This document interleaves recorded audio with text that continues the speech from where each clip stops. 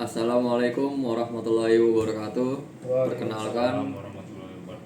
Perkenalkan nama saya Euriko Darul Lumintang dari kelas 11 TKJ 2. Kali ini saya akan membahas tentang materi bab 4 di buku paket Bahasa Indonesia Cerdas Cergas, yaitu mengenai menulis puisi yang menginspirasikan adanya kesempatan untuk semua. Di sini ada 6 pembahasan, yaitu yang A, menemukan tema dan pesan dalam cerpen yang menginspirasikan pengubahan puisi. B, mengenal unsur-unsur puisi. C, menulis puisi berdasarkan cerpen. D, mempersiapkan musikalisasi puisi. E, jurnal membaca. Dan F, refleksi kegiatan pembelajaran bab 4. Oke. Puisi adalah salah satu jenis karya sastra yang dikenal sejak dahulu kala. Dapat dikatakan bahwa puisi adalah salah satu ragam sastra yang paling tua.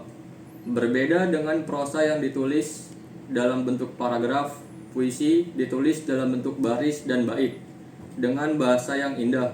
Walaupun begitu, puisi tetap memuat pesan dari penyairnya.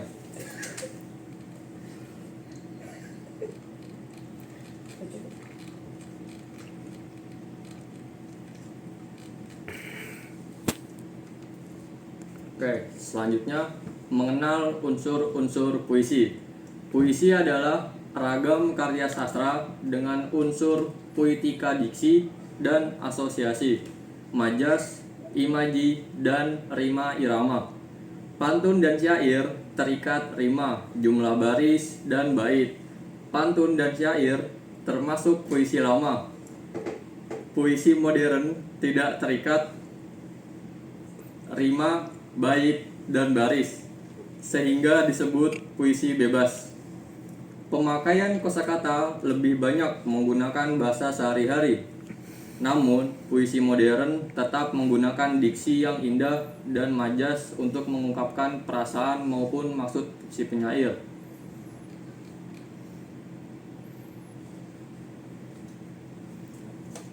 Oke, setiap karya sastra mempunyai struktur yang berbeda. Seperti halnya karya sastra puisi, ciri fisiknya berbeda dengan cerpen atau bentuk prosa lainnya. Karya sastra puisi mempunyai struktur fisik dan batin. Tipografi puisi modern tergambarkan dalam bentuk susunan bait-bait sajak. Kosakata yang digunakan dalam puisi modern dapat ditemukan dalam penggunaan bahasa sehari-hari. Namun, diksinya tetap dapat mengungkapkan arti yang mendalam dari perasaan penyair atau penulis.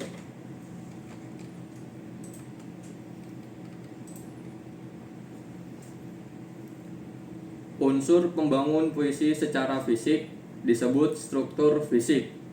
Menurut Waluyo, struktur fisik dari puisi terdiri dari atas diksi, pengimajian, kata konkret, bahasa figuratif, dan tipografi. Yang pertama, apa itu diksi?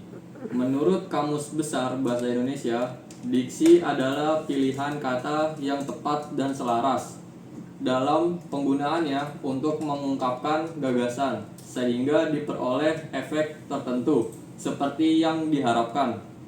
Menurut Raharjo, diksi tidak hanya berkaitan dengan pemilihan kata, tetapi juga urutan dan kekuatan atau daya magis kata. Setiap penulis mempunyai keunikan masing-masing yang terefleksikan dalam kosakata dan susunan kata yang dirangkai menjadi sebuah puisi. Pemilihan dan penyusunan kata yang tepat dan selaras bahkan dapat menyajikan makna kata yang terasa gaib dan kuat bagi pembaca. Yang kedua, kata konkret. Konkret berarti nyata atau berwujud.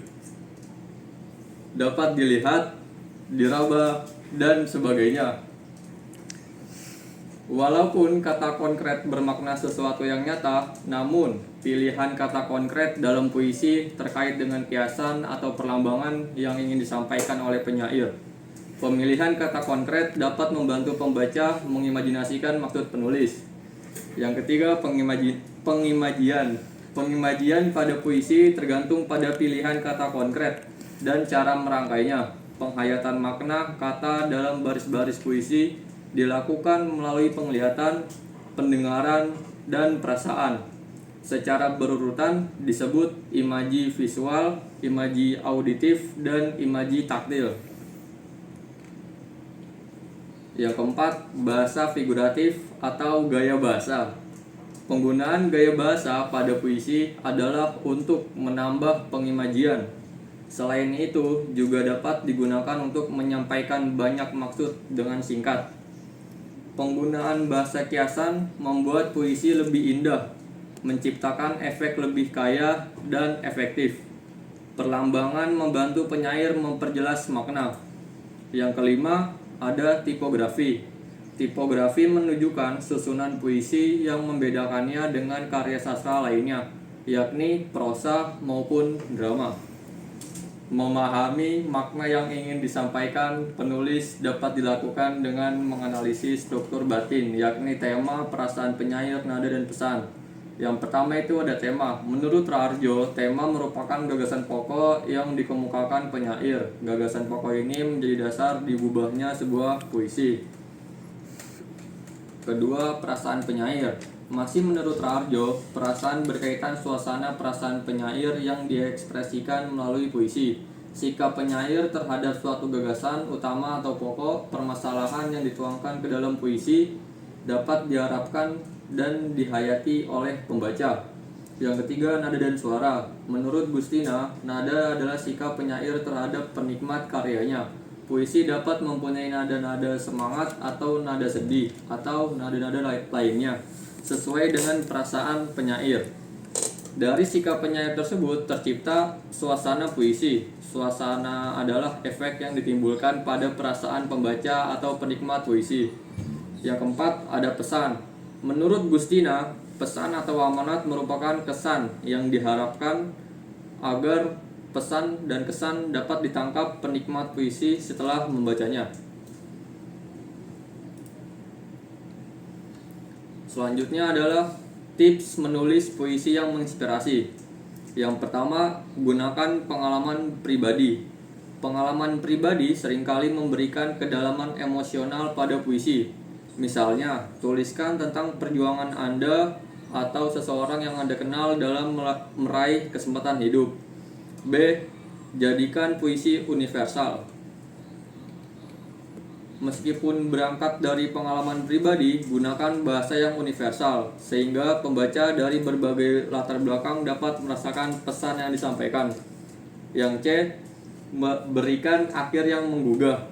Akhir puisi harus memberikan kesan mendalam, seperti ajakan untuk bertindak atau renungan tentang pentingnya kesetaraan. Yang terakhir, ada revisi dan poles. Puisi yang baik jarang selesai dalam sekali tulis. Bacalah kembali, perbaiki diksi yang kuat, dan pastikan alur puisi mengalir dengan baik.